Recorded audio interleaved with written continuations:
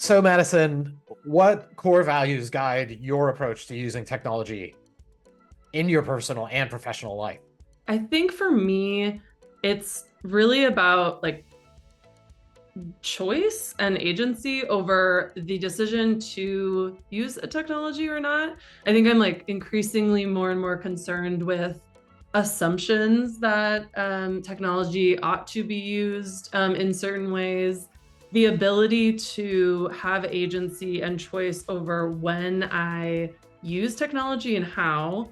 And that I'm still very much like the agentic person in that relationship with technology, um, and not having this assumption that like the ideal world that I see with technology is not hand in hand with technology as like equals, living harmoniously.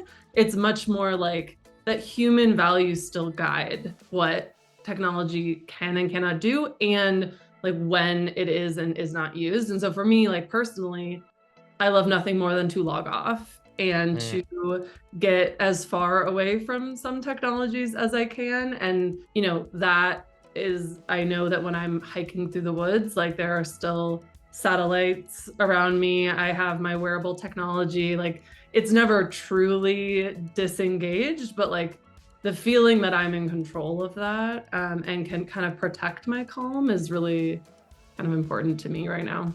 Mm. I was thinking while you were talking Mhm. about the sort of the values that I do center uh, in my work and what I've been thinking about and how to put it down into sort of what's the value there. And I'm tempted to say participation, but really I think it's about inclusion because you were talking about kind of how agency is about deciding what slots you're going to put technology in your life, like where it's going to go. And I'm really concerned about the other thing, which is which slots the technology is putting people into.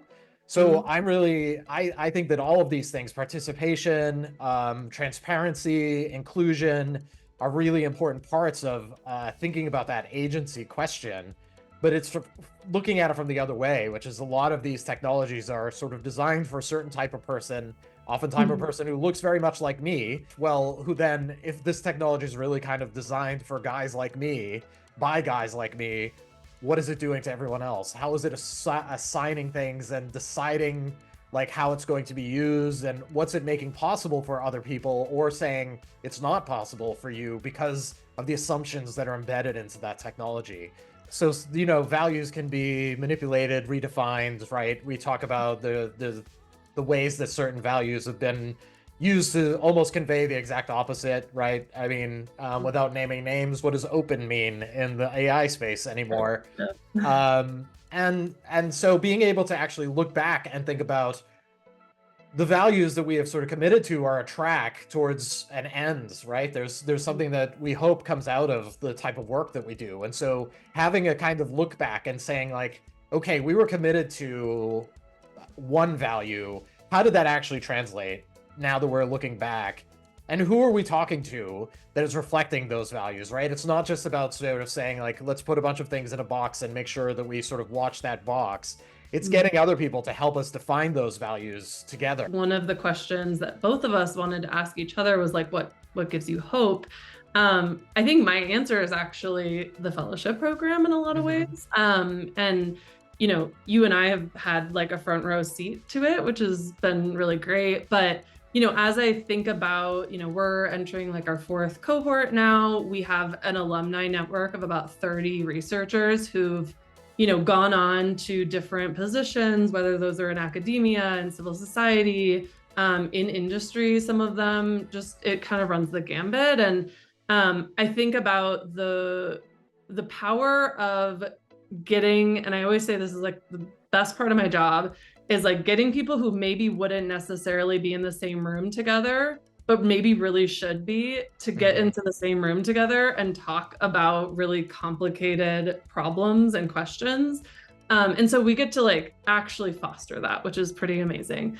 Um, Having people in a room that are thinking about the impact of AI in the workplace on care workers specifically, talking to someone who's studying in a really rigorous and quantitative way, like mis and disinformation, and its effects on democracy, who's also in the room with someone who is, thinking about actually, writing policy briefs to innovate on our tech policy landscape. And so I just think there's a lot of hope there, and I think that's the thing that I'm most looking forward to.